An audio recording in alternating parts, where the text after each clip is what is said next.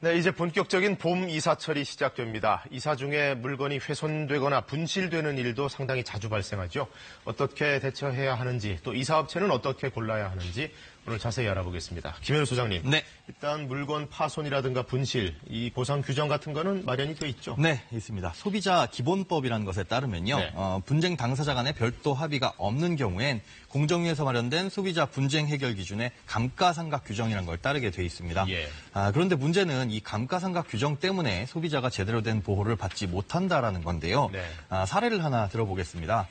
어떤 사람이 포장 이사 업체를 통해서 이사를 했는데 이사를 다 한 이후에 정리를 하다 보니까 5, 6년 전에 선물 받은 자전거가 분실된 걸 확인했습니다. 예. 그래서 이사 업체에 이 배상을 요구했는데요.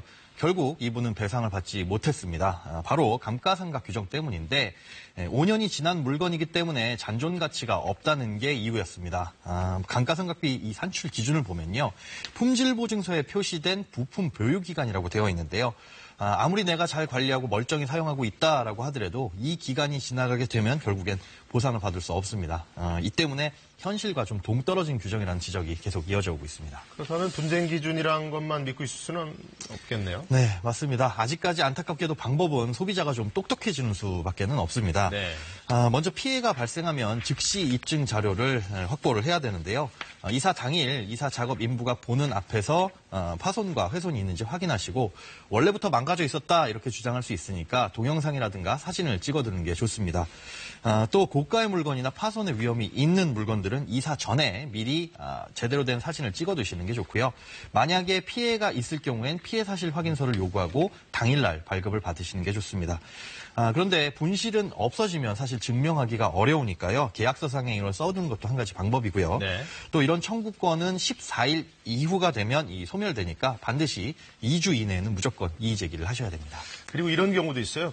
견적을 받고 계약을 했는데 막상 이사 당일에 이런저런 추가 비용을 요구하는 경우 이거 어떻게 대응해야 되죠? 맞습니다. 난처하죠. 이사하고 있는데 추가 비용을 요구하면 실제로 어떤 분은 포상 이사 업체와 계약을 했는데요. 이사 당일에 업체 직원들이 짐이 많다.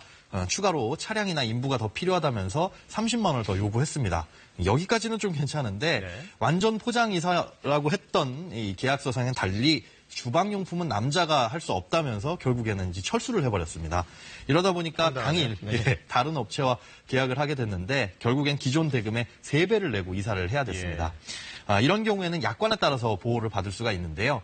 이사업체의 귀책 사유로 계약을 파기하게 되면 계약일로부터 이틀 전까지는 계약금의 2배를 받을 수 있고요. 하루 전까지는 계약금의 4배, 그리고 당일날은 계약금의 6배, 또 당일날까지 통보를 하지 않으면 계약금의 10배를 소비자에게 물어줘야 됩니다.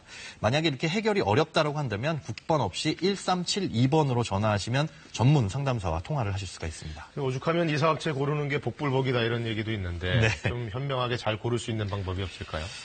최근 이 이사 업체가 이 계약금만 받고 연락 두절된 경우도 많이 있습니다. 예. 그러니까 이런 일을 안 당하려면 관내에서 허가를 받고 영업을 하는지 허가증을 반드시 확인을 해야 되고요.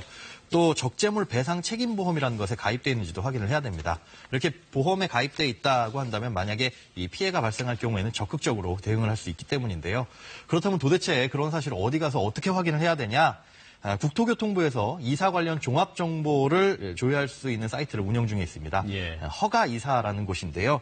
이사 전에 반드시 이 홈페이지에 들어가셔서 허가된 이사 업체인지 확인을 해보시는 것도 도움이 될 것 같습니다. 그리고 모든 보상의 근거는 사실 계약서잖아요. 네. 계약서 잘 쓰는 방법은 뭐가 있을까요? 계약은 이 구두나 전화상이 아닌 반드시 서면 계약서를 작성을 하셔야 되고요. 네.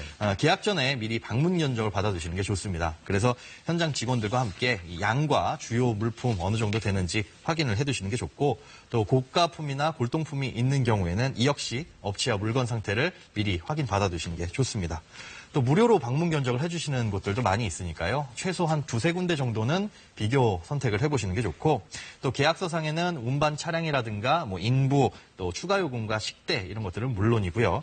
사다리차 비용이나 에어컨 비용 또 피아노 운반 비용 같은 부대 서비스 내역도 반드시 명시를 하시는 게 좋습니다. 알겠습니다. 오늘은 이사 내용 잘 알아봤습니다. 고맙습니다. 네, 고맙습니다.